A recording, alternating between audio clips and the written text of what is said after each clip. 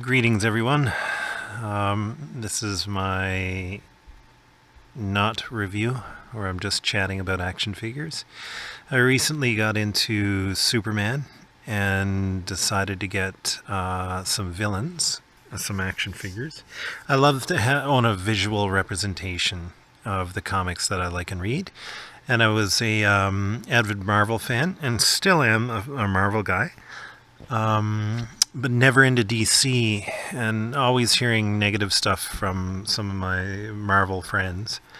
But never, and even they hadn't really read any DC comics. So I finally took the plunge and tried some Superman comics and got instantly hooked. A huge Superman fan now. I just can't get enough of it. I'm reading so many action comics, it's unreal.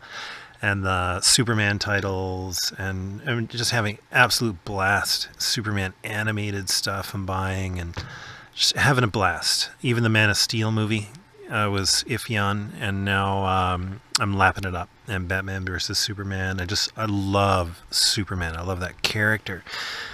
But anyway, about Metallo.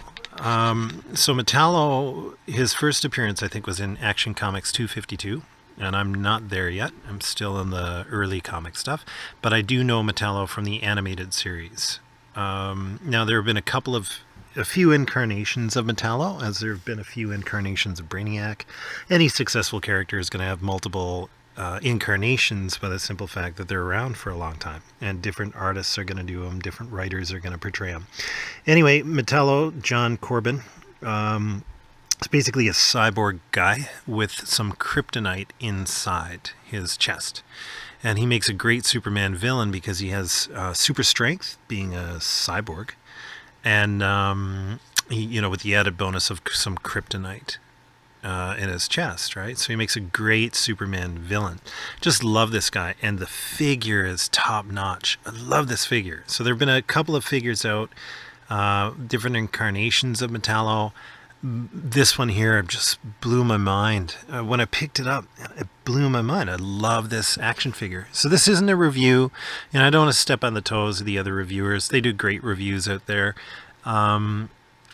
This is something different. This is me chatting about stuff. So anyway, I'll talk a little bit about the figure. I won't get into all the articulation. There is a piece of kryptonite on the inside here, removable rib cage here, and he's fully posable, and they decided to stick this like a backhoe or a pneumatic something or other from a tractor on him, and there's even mud splattered over his boots in this figure, and it's fantastic. There's no shading or anything like that, but it doesn't really need it because it's just so darn cool.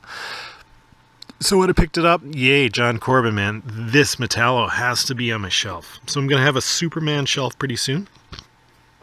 Longest time I was a Incredible Hulk fan, and I still am. And now I'm going to have a Superman shelf because Superman is so cool. And his villains are so cool. And DC Comics. Now,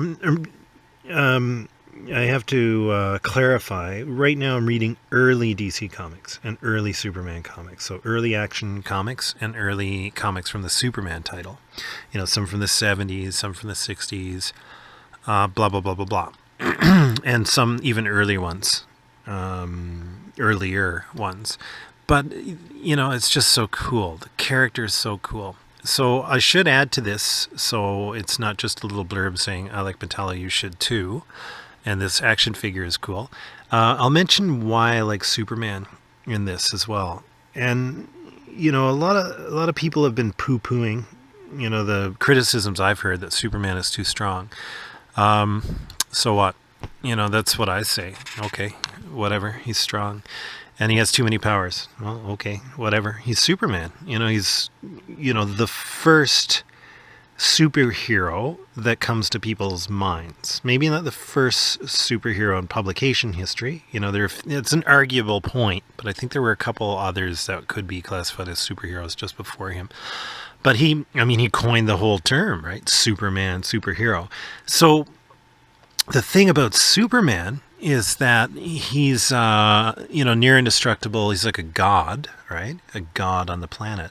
He has lots of vulnerabilities, though, and I mentioned this in another vid. One of his vulnerabilities is he gets all of his power from our yellow sun, right? So if the yellow sun radiation is blocked somehow, or if he's away from the yellow sun, he loses his power.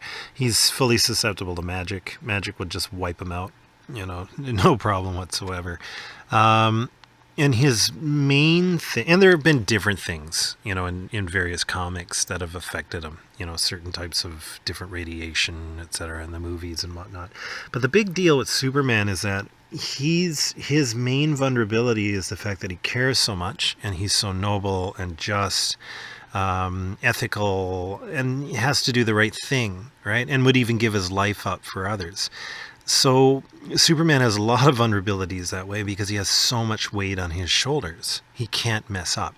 He's a hero who's totally visible, totally out there, and cannot mess up. Right? So that's his thing. The strain of all that responsibility is him. So his weaknesses are purely psychological, in a lot of respects, right? Really cool character, really awesome stories, really cool villains. If you haven't tried Superman, you should really try him out. I can't speak to the newer stuff because, I'm going back in time a bit and buying some of the old Essential guides. No, not Essential, sorry, DC's Showcase. And, black and white, blah, blah, blah, going that way. Although I am reading the Death of Superman series, too, which has been pretty cool, right? So, anyway, you should check him out. Check out Metallo if you don't own him. Get him. He's pretty cheap on eBay, like around the $20 mark or so for an action figure, right? And an older one. So, anyway, he's really cool. My wife finds him too creepy and scary to look at. But I find him ultra cool. So, anyway, okay. Superman, yeehaw.